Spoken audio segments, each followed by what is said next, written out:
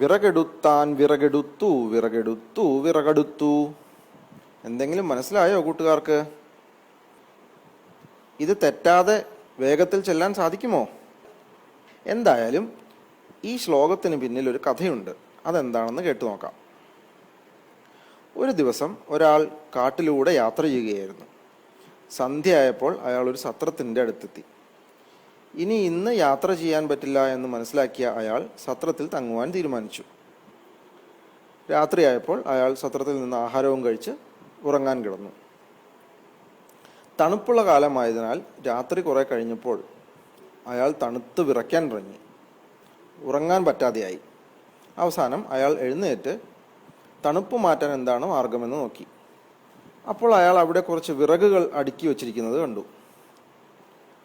തണുപ്പ് മാറ്റുവാൻ വേണ്ടി, അല്ലെങ്കിൽ വിറ മാറ്റുവാൻ വേണ്ടി അയാൾ അതിൽ നിന്ന് കുറച്ച് വിറകെടുത്ത് തീ കൂട്ടി. അങ്ങനെ തീ കാഞ്ഞപ്പോൾ അയാളുടെ വിറ പോയി.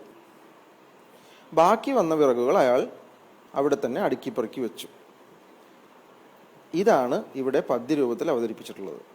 വിറ കെടുത്താൻ വിറകെടുത്തു, വിറ കെടുത്തു വിറക് അടുത്തു, വിറകെടുത്താൻ വിറകെടുത്തു വിറകെടുത്തു വിറകടുത്തു.